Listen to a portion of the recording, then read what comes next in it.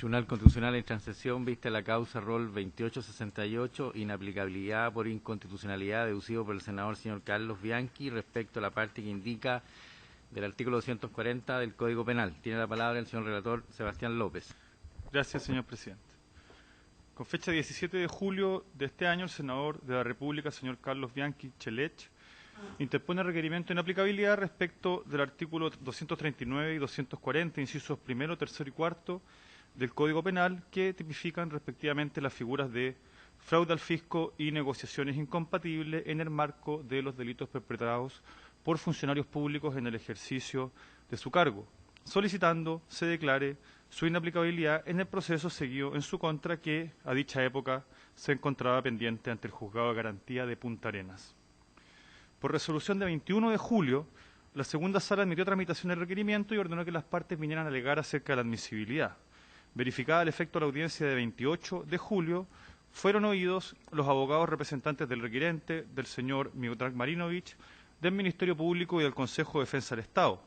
resolviendo la sala, por resolución de la misma fecha, la admisibilidad parcial del requerimiento, esto es, declarando la inadmisibilidad del artículo 239, por carecer en esta parte el requerimiento de fundamento plausible, y la admisibilidad respecto a la impugnación del artículo 240, estimando que a su respecto se cumplían los requisitos constitucionales y legales al efecto. En consecuencia, la presente acción de inaplicabilidad ha quedado circunscrita únicamente al contexto del artículo 240 del Código Penal, norma que por ser conocida del Tribunal no se reproducirá en esta exposición, no obstante señalar que sustancialmente y en lo que interesa en la especie, tipifica el delito de negociación incompatible de empleado público como interesarse directa o indirectamente en contratos u operaciones en que deba intervenir en razón de su cargo o dar interés a su cónyuge o parientes en las mismas. La gestión judicial en que incide el requerimiento, conforme expone el actor y consta de los antecedentes que obran en autos, se inicia el 23 de mayo, con fecha 23 de mayo, lo que es relevante, el Ministerio Público deduce acusación en contra del requerente como autor del artículo 240, señalando muy sintéticamente que los hechos constitutivos del ilícito consistirían en que el senador Bianchi, siendo senador de la circunscripción 19, correspondiente a la región de Magallanes y la Antártica chilena, en su calidad de empleado público, interviniendo en razón de su cargo y haciendo uso de su asignación para la labor parlamentaria, entre los años 2006 y 2010 arrendó como sede un inmueble en la ciudad de Punta Arenas, originalmente propiedad de su suegra, cónyuge y cuñados, que luego pasó a ser de propiedad exclusiva de sus dos cuñados. Se agrega en la acusación que en primera instancia el senador Bianchi solicitó a Tesorería del Senado extender los pagos mensuales a su nombre con cargo al ítem gasto de oficina, y posteriormente, al modificarse por la Comisión de Régimen Interior del Senado el año 2009, dicho ítem por gastos para el funcionamiento de oficina y de labor parlamentaria, el Senado habría procedido a realizar directamente los pagos. Se agrega que durante todo el periodo de tiempo anotado, el senador pactó una renta con un sobreprecio 6 veces mayor al promedio de mercado, dando con ello, según estima el Ministerio Público, interés a sus parientes y habiendo infringido su deber de probidad. El estado actual de la gestión sublite, conforme constan autos y previa resolución de la Corte de Apelaciones respectiva confirmada por la Corte Suprema que declaró el desafuero del senador, posteriormente el Juzgado de Garantía de Punta Arenas tuvo por deducida acusación fiscal en contra del senador por negociación incompatible, a la cual adhirió el Consejo de Defensa del Estado y también dedujo acusación particular el señor Marinovich. Luego se verificó la audiencia preparatoria y se dictó la autoapertura de juicio oral, encontrándose actualmente pendiente la realización de juicio oral ante el Tribunal del Juicio Oral en lo penal de Punta Arenas. Entrando al fondo y en cuanto al conflicto constitucional sometido a conocimiento y resolución de este tribunal, luego de manifestar el actor que el artículo 240 es aplicable y decisivo en la resolución del asunto, pues es el sustento legal del delito de negociaciones incompatibles por el cual fue acusado, así como la norma determinante para las pruebas que deberán rendir todas las partes en el juicio, postula que la aplicación de este precepto en el caso concreto importa infringir el capítulo 5 de la Constitución Política y específicamente su artículo 62. Ello toda vez que la norma constituye una interferencia inconstitucional de la ley en la autonomía e independencia del Congreso, toda vez que el artículo 62 de la Carta Fundamental, al disponer que los diputados y senadores percibirán como única renta una dieta equivalente a la remuneración de un ministro de Estado, incluidas todas las asignaciones que a estos correspondan. Ello, en el marco de uno de los pilares fundamentales de un Estado de Derecho, asegura la separación de los poderes del Estado y la garantía de su autonomía e independencia, lo que precisamente el artículo 62 de la Constitución hace extensivo al presupuesto del Poder Legislativo en cuanto a la dieta y a las asignaciones de diputados y senadores sin restricción alguna. Agrega que el artículo 62 equipara la dieta con las asignaciones parlamentarias, no por entregarle a estas últimas el carácter de renta, sino en cuanto a la autonomía presupuestaria que tiene el Congreso respecto de ambas, siendo este poder del Estado quien determina libremente y a través de sus órganos internos el destino de estas asignaciones. Así no puede el artículo 240 cuestionado limitar o restringir el uso de aquellas en el marco de la función parlamentaria bajo amenaza de pena, pues ello vulnera la separación de poderes. La referida autonomía es reconocida asimismo por la Ley 18.918, orgánica constitucional del Congreso Nacional, que en armonía con el artículo 62 de la Carta Fundamental dispone en su actual artículo 66 que el Consejo Resolutivo de Asignaciones Parlamentarias determina, con cargo al presupuesto del Congreso, el monto, destino y uso de los fondos públicos destinados por cada Cámara para financiar la función parlamentaria,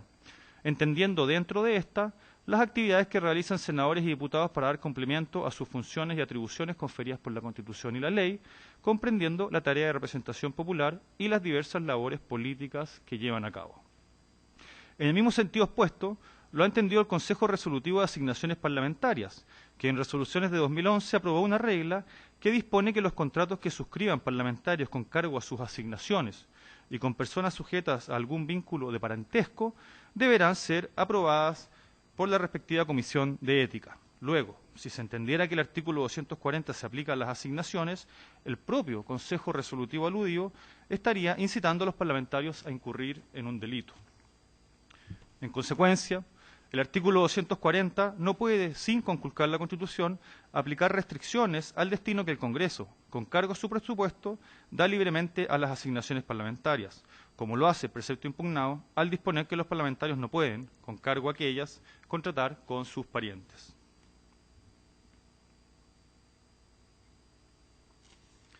Con posterioridad a la declaración de admisibilidad parcial, y conforme al artículo 86 de la Ley Orgánica Constitucional de este Tribunal, el requerimiento fue puesto en conocimiento de los órganos constitucionales interesados y de las partes a fin de que éstas ejercieran su derecho a formular observaciones acerca del fondo. Por presentaciones de fojas 245 y 313, el Ministerio Público y el Consejo de Defensa del Estado, respectivamente, hicieron uso de este derecho, instando ambos por el rechazo del requerimiento conforme sucintamente se pasa a exponer. El Ministerio Público solicita el rechazo en primer término porque en la especie no se presenta un conflicto constitucional relacionado con la función parlamentaria o la separación de poderes,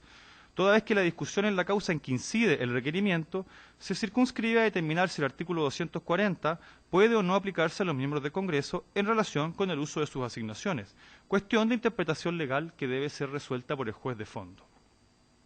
En segundo lugar, solicita el rechazo por cuarto del artículo 240, no pugna con el artículo 62 constitucional, ni afecta, como se señaló, la separación de funciones o la autonomía presupuestaria del Parlamento. En este sentido, el artículo 62 no es una norma que consagre la autonomía del Congreso, y el requerente no explica cómo desprende del texto de dicho artículo que la referencia a la renta de los diputados y senadores determinaría la autonomía presupuestaria del Congreso. Sin perjuicio, señala el Ministerio Público que la afirmación principal en que se sustenta el requerimiento, consistente en que el Congreso es absolutamente autónomo para determinar a través de sus órganos internos cómo y en qué se gastan las asignaciones parlamentarias, sin que pueda existir al efecto restricción alguna, como la que se establecería en el artículo 240 del Código Penal, no es correcta, toda vez que el Congreso, como todo otro órgano del Estado, debe someter su acción a la Constitución y a las leyes, quedando los senadores y diputados, en el ejercicio de sus funciones, sujetos al principio de probidad, consagrado tanto en el artículo 8 de la Carta Fundamental como en el artículo 5A de la respectiva Ley Orgánica Constitucional. Asimismo, el Congreso carece de patrimonio propio y hace uso de fondos públicos conforme al presupuesto de la Nación. Y en relación con ello, el artículo 66C de su Ley Orgánica Constitucional dispone que corresponde al presidente de cada Cámara denunciar los hechos que revistan caracteres de delito y se vinculen con el mal uso de los recursos destinados al financiamiento de la función parlamentaria, reconociendo así la posibilidad de que la ley tipifique como delito un mal uso de fondos públicos por un senador. Como se señaló por el requirente, conforme al artículo 66 de la Ley del Congreso, el Consejo Resolutivo de Asignaciones Parlamentarias determina el monto y uso de fondos públicos con cargo al presupuesto del Parlamento que se destinan para el financiamiento de la función parlamentaria. Pero la misma norma agrega que ello se efectúa conforme a los principios que rigen la actividad parlamentaria, dentro de los cuales se encuentra el aludido principio de probidad, que importa que un senador o diputado no puede hacer primar sus intereses particulares o los de sus parientes por sobre los intereses propios de su función pública, que es precisamente el comportamiento contemplado en el artículo 240 impugnado. Finalmente, agrega como antecedente el Ministerio Público que el propio senador, al discutir su desafuero ante la Corte Suprema, sostuvo que los actos asociados al ilícito que se le imputa los había realizado a título personal y no en razón de su cargo, concluyendo de este modo y de los puestos el Ministerio Público que no se aprecia de modo alguno cómo la norma cuestionada podría en el caso particular ser incompatible o infringir la autonomía del Congreso y el principio de separación de poderes. Por otra parte, el Consejo de Defensa del Estado pide el rechazo del requerimiento primero, por cuanto el asunto planteado no importa un conflicto constitucional, sino de mera legalidad, consistente en determinar si el precepto impugnado es o no aplicable a los supuestos fácticos en la gestión sublite. En otros términos,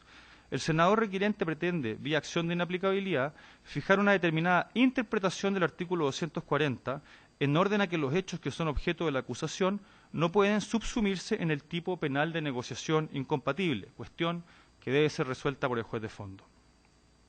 Como segundo argumento, el Consejo sostiene que el requirente yerra tanto respecto a la naturaleza cuanto acerca del alcance del artículo 62 de la Constitución. Así, en cuanto a la naturaleza de esta norma, el actor entiende que de aplicarse la figura delictiva de negociaciones incompatibles en relación a las asignaciones parlamentarias, se afectaría el principio de separación de poderes. Sin embargo, el artículo 62 constitucional no guarda relación alguna con dicho principio. En efecto, esta disposición ni siquiera entraña un principio, sino una regla, que es la regla de fijación de remuneraciones de los parlamentarios. Por otro lado, el requirente confunde el alcance del artículo 62,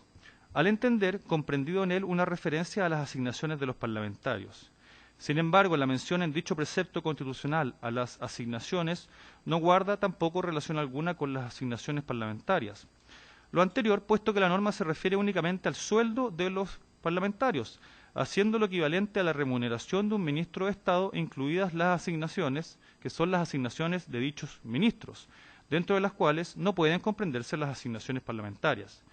Lo anterior es evidente y basta una mera interpretación sistemática de la norma para determinarlo así. Desde que los ministros de Estado no pueden tener dentro de todas sus asignaciones las asignaciones parlamentarias que tienen por objeto satisfacer la función de los diputados o senadores, conforme al artículo 66 de la Ley del Congreso, al tiempo que las mismas asignaciones parlamentarias no pueden comprenderse dentro del sueldo de los diputados o senadores, pues son independientes de su remuneración. Concluye el Consejo de Defensa del Estado, manifestando que acoger el presente requerimiento significaría entender que las asignaciones parlamentarias establecidas para la función propia de los diputados y senadores no son dineros públicos y pueden disiparse libremente, al no estar tampoco sujetos al principio de probidad del gasto público.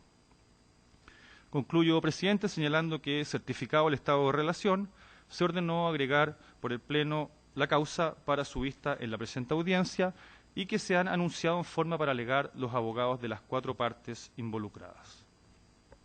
Bien, muchas gracias. Entonces, por el requirente, alega el abogado Miguel Soto Piñeiro hasta por 30 minutos, luego haremos un alto de 10 minutos y continuarán el resto de los abogados. Tiene la palabra entonces don Miguel Soto. Con la venia del excelentísimo tribunal, comparezco en representación de don Carlos Bianchi Chelech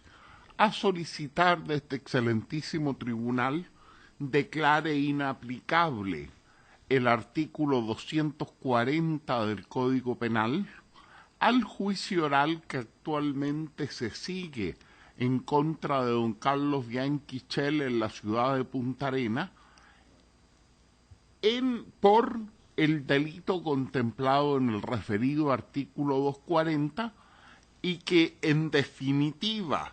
tiene fijada como fecha de inicio el próximo lunes 9 de noviembre del presente año por un acuerdo del tribunal con todas las partes. El artículo 240 del Código Penal, que tipifica el delito denominado negociaciones incompatibles con la función pública, como quiera que se lo interprete, contiene una prohibición absoluta para los empleados públicos, respaldada con una sanción penal de contratar a título oneroso con determinados parientes por consanguinidad o afinidad que en el mismo se especifican y con el cónyuge. La norma prohibitiva en referencia es absoluta, no admite excepción alguna. Si el contrato confiado al empleado público en razón de su cargo da interés a esos parientes,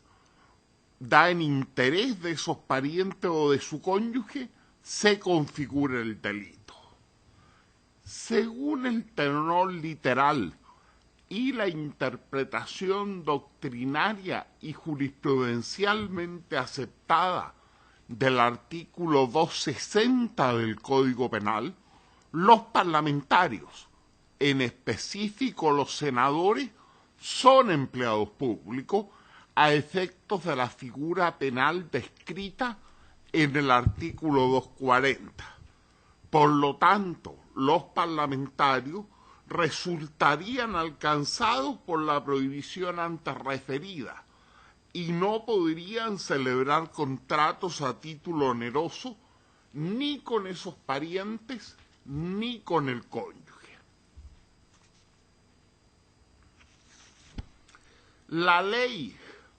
20.447 de 3 de julio del 2010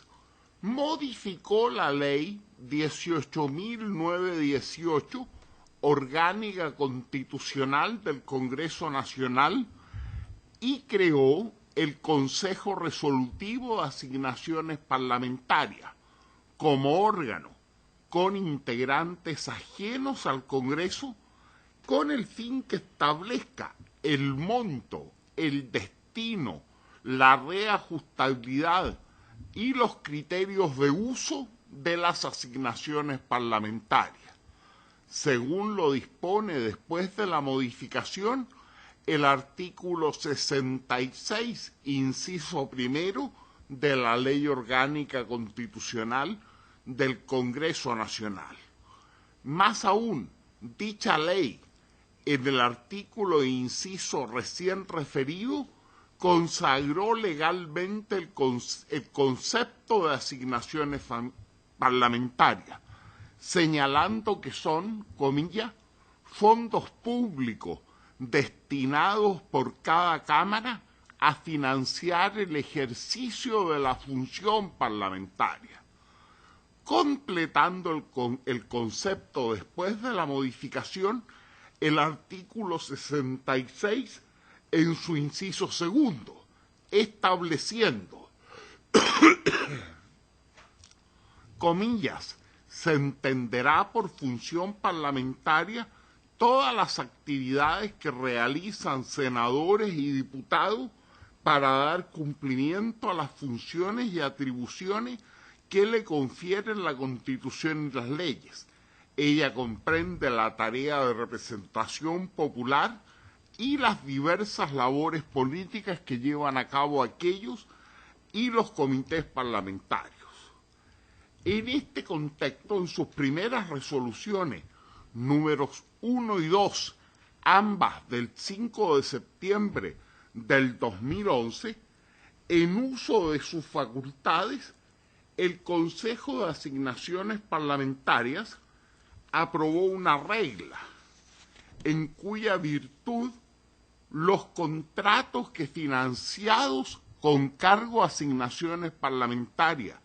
se suscriban con personas sujetas a alguno de los vínculos de parentesco a que hace referencia el inciso sexto del artículo cuarto de la Ley 19.886, deberán ser aprobados mediante resolución fundada de la Comisión de Ética y Transparencia de la respectiva Cámara, cuando concurran circunstancias excepcionales que lo hagan necesario y siempre que se junten a condiciones de equidad similares a las que habitualmente prevalecen en el mercado. No obstante lo anterior, el acto administrativo que dé cuenta de la aprobación del contrato pertinente se efectuará mediante la resolución del secretario general de la Cámara que corresponda en su calidad de jefe superior del servicio.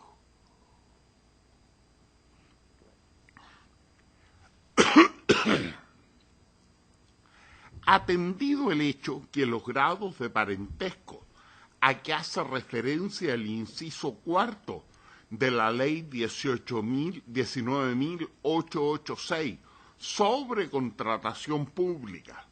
que a su vez se remite a los vínculos de parentesco descritos en la letra B del artículo 54 de la Ley 18.575, orgánica constitucional de bases generales de la administración del Estado, prácticamente se superponen a los vínculos de parentesco contemplados en el artículo 240 del Código Penal, la regla del Consejo Resolutivo de Asignaciones Parlamentarias está en abierta contraposición a la prohibición contenida en el artículo citado. El Consejo Resolutivo estaría autorizando a los parlamentarios, bajo ciertas condiciones, la realización de una conducta, la celebración de contratos con ciertos parientes, que la disposición del Código Penal que es objeto de este requerimiento considera en todos los casos constitutiva de delito. Y no solo eso, el Consejo Resolutivo estaría comprometiendo en la comisión del delito correspondiente no solo al parlamentario que suscribe el contrato, sino también, de un lado, a la Comisión de Ética y Transparencia de la respectiva Cámara y del otro al secretario general de la Cámara que corresponda, que aparecerían aprobando la realización de una conducta no solo ilegal, sino además constitutiva de delito. Lo contraintuitivo y aún absurdo de la conclusión anterior constituye un poderoso argumento en el sentido que la norma contenida en el artículo 240 del Código Penal no se aplica a las asignaciones parlamentarias. Por lo demás, así lo han entendido no solo los miembros del Consejo Resolutivo de Asignaciones Parlamentarias, sino además los numerosos parlamentarios que han suscrito contratos, principalmente de prestación de servicios, con parientes de los señalados, y los miembros de las correspondientes comisiones de ética y transparencia y los secretarios generales que han aprobado dichos contratos. La conclusión recién referida, en el sentido que la norma del artículo 240 no puede entenderse aplicable a las asignaciones parlamentarias, no puede obviarse trayendo a colación que es la misma ley 19.886 la que permite celebrar contratos con conflicto de intereses cuando circunstancias excepcionales lo hagan necesario, y siempre que estén sujetos a condiciones de equidad similares a las que habitualmente prevalecen en el mercado, y entendiendo consecuentemente que bajo dicha ley se encontraría la autorización legal para celebrar en ciertas condiciones contratos con parientes. Y no puede obviarse porque los contratos relevantes para la conclusión precedente, los contratos relativos a personal de apoyo a la tarea parlamentaria y los contratos relevantes en la causa donde incide este requerimiento, los contratos de arrendamiento de inmuebles, se encuentran típicamente fuera del ámbito de alcance de la ley 19.886, que se refiere a los contratos de suministro de productos o bienes muebles. Por lo tanto, respecto de los contratos recién aludidos, solo caben una de dos conclusiones: o se les aplica la prohibición contenida en el artículo 240 tantas veces citado, y entonces el Consejo Resolutivo de Asignaciones Parlamentarias estaría arreglando cómo cometer un delito, o se entiende, como creemos correcto, que el artículo 240 no se aplica a las asignaciones parlamentarias, y entonces el Consejo Resolutivo estaría arreglando cómo resolver un conflicto de intereses. Sin perjuicio de la validez de las conclusiones precedentes, porque el resto del marco normativo ha permanecido inalterado, debe tenerse presente que los contratos de arrendamiento relevantes en la causa donde incide el requerimiento son anteriores a la entrada en vigor de la Ley 20.447, ya la constitución del Consejo Resolutivo de Asignaciones Parlamentarias, contexto en el cual era más claro, si ello es posible, que los parlamentarios no se encontraban sujetos a la prohibición del artículo 240 del Código Penal, ni podían cometer en el empleo de sus asignaciones el delito que en dicho artículo se contempla. En el contexto de la autonomía presupuestaria de que goza el Congreso Nacional, como consecuencia del principio de separación de poderes, el artículo 62 de la Constitución establecía el carácter público y autónomo de los dineros constitutivos de las asignaciones parlamentarias. En este marco de referencia, tanto el Senado como la Cámara de Diputados defienden los mismos conceptos. La asignación parlamentaria forma parte de la asignación de recursos genéricos que realiza la Ley de Presupuesto al Congreso, recursos que de conformidad con la autonomía presupuestaria de que goza, son asignados luego autónomamente por cada uno de sus cámaras. Como lo señala la Cámara de Diputados en su respuesta de fecha 30 de julio del 2009 a los oficios de la Fiscalía Regional de Valparaíso, el artículo 54 de la Ley 18.918, antes de la reforma introducida por la Ley 20.447, señala que cada Cámara establecerá la forma en que se distribuirán los fondos públicos, ya no fiscales, que le corresponda. Esto es, dentro de su marco presupuestario común, tanto el Senado como la Cámara pueden distribuir libremente esos fondos para atender los diversos gastos que demanda el funcionamiento institucional y el del rol que compete a cada uno de los parlamentarios, realizando los traspasos internos que procedan conforme a las normas que por mandato de la ley sean fijadas por el propio Congreso Nacional. Y agrega luego, comillas, ella ha sido entonces cada rama del Congreso Nacional la llamada a determinar con total autonomía la denominación, naturaleza, monto, requisitos y control de cada asignación parlamentaria. A mayor abundamiento sobre este punto, la ley de presupuesto no consagra definición o regulación alguna sobre las asignaciones,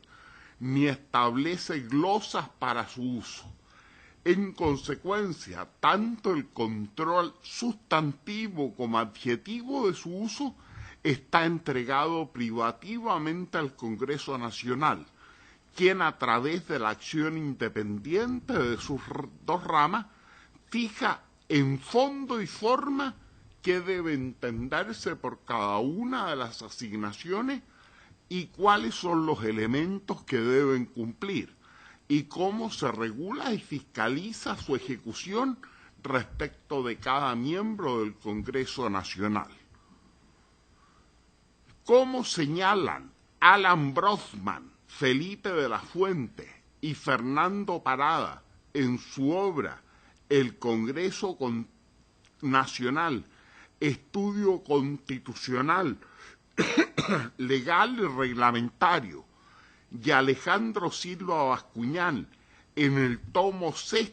de su Tratado de Derecho Constitucional, el artículo 62 de la Constitución comprende toda la tipología de recursos destinados a gastos específicos, como los de representación, de oficina, de personal, de secretaria, movilización y alojamiento, no existiendo límites como monto total, solo el nivel de necesidad de los parlamentarios. Más en general, la doctrina y la práctica parlamentaria entienden que las expresiones de la Constitución, comillas, incluidas las asignaciones que a estos correspondan, se deben entender incorporados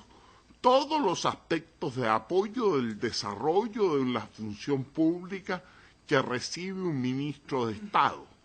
tales como pasaje, personal, oficinas, etcétera, etcétera, etcétera. En concordancia con el carácter autónomo de las asignaciones parlamentarias, antes de las modificaciones introducidas en la Ley 18.918 por la Ley 20.447, las propias cámaras determinaban su monto, destino y criterios de uso. En el Senado, esas determinaciones eran formuladas por la Comisión de Régimen Interior. En este contexto, los gastos financiados con cargo a las asignaciones parlamentarias se pagaban bajo dos modalidades alternativas: por el Departamento de Finanzas a solicitud del parlamentario o directamente por el parlamentario contra rendición de cuentas. Vale decir, en ambos casos, el parlamentario interesado decidía cómo realizar el gasto, ya mediante la solicitud dirigida a los órganos internos de la Cámara o por trato directo con el contratante. Con posterioridad a la Ley 20.447, como ya se refirió, la determinación del monto, el destino, la reajustabilidad y los criterios de uso de las asignaciones parlamentarias corresponde al Consejo Resolutivo de Asignaciones Parlamentarias creado por esa misma ley. la función precisa del Consejo es difícil de definir, pues si por un lado adopta decisiones generales acerca de la manera de usar asignaciones parlamentarias,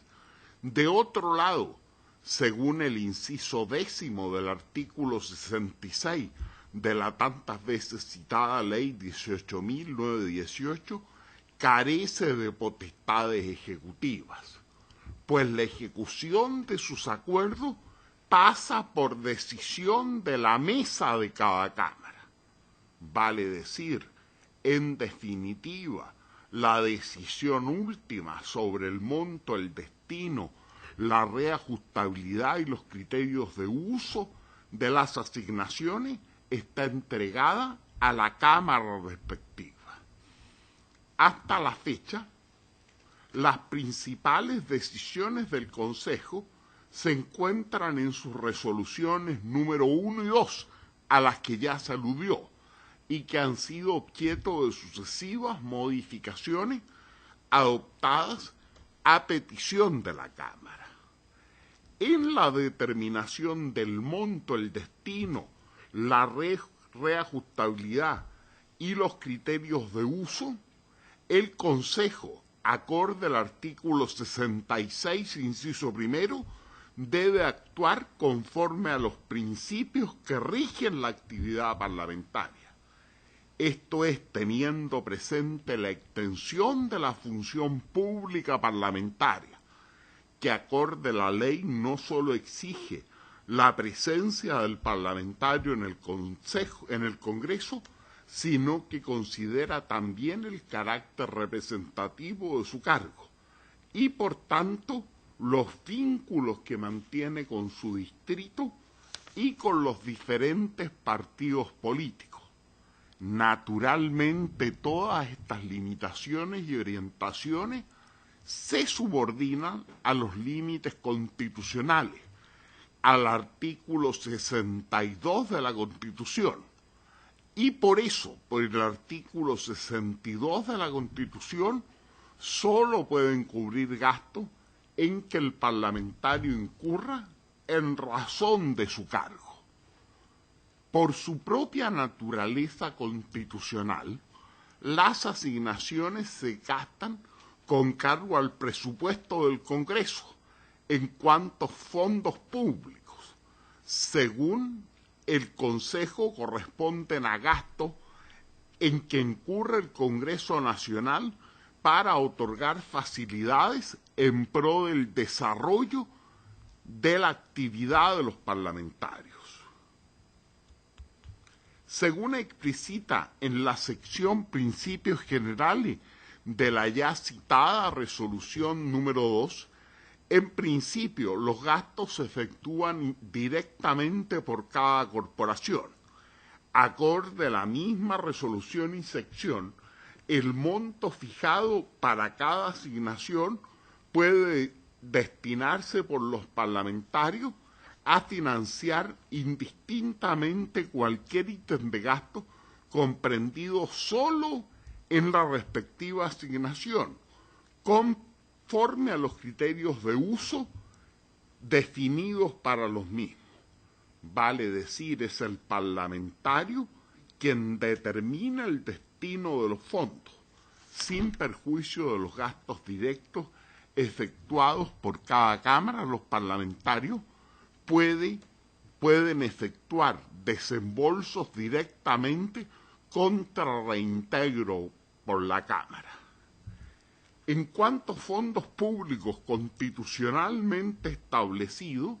y en protección del principio de probidad, las asignaciones parlamentarias están sujetas a dos limitaciones. De un lado, a la finalidad a que están destinados los fondos, y por el otro lado, del monto máximo a que asciende. La existencia de un límite cuantitativo al gasto por concepto de asignaciones parlamentarias entrega un parámetro objetivo para su utilización, pero esa limitación debe complementarse con aquella referida al destino del gasto. vale decir, la autorización para gastar una determinada suma no permite utilizarla para el cumplimiento de fines distintos de los fines de interés público que están asociados y que corresponden al cumplimiento de la función parlamentaria. En lo relativo a los conflictos de intereses por contratos con personas relacionadas, la única regla, en todo caso posterior a los contratos relevantes en el juicio donde incide este requerimiento, es la del Consejo Resolutivo inicialmente apuntado, cuya sola existencia pone de manifiesto que la prohibición contenida en el artículo 240 del Código Penal no se aplica a los parlamentarios. En suma, frente al claro tenor del artículo 62 de la Constitución, que alude a las asignaciones de los parlamentarios, y de la legislación parlamentaria que lo desarrolla, resulta evidente que se contrapone al mandato constitucional una disposición legal que establece una prohibición absoluta de contratar con determinados parientes, como lo hace el artículo 240 del Código Penal, que por lo mismo debe ser declarado inaplicable. En efecto, el artículo 62 de la Constitución, única norma constitucional que se refiere a las asignaciones parlamentarias, no establece limitación alguna para el uso de las mismas y por lo tanto no es compatible con una limitación legal como la consagrada en el artículo 240 del Código Penal, que implicaría limitar la disposición constitucional más allá de lo que la Constitución permite, con una clara lesión al principio de autonomía presupuestaria del Parlamento. Tampoco las leyes 18.918 y 19.886, que desarrollan el artículo 62, contienen prohibición alguna de contratar con parientes en los términos absolutos que lo establece el ya citado artículo 240. Por estas razones es que venimos en solicitar que se declare la inaplicabilidad del artículo 240 al juicio oral en lo penal al que está sometido don Carlos Bianchi Chele. Dejo minuta de nuestras alegaciones a efectos viventes. Muchas gracias. Conforme lo acordado, vamos a hacer un alto de 10 minutos.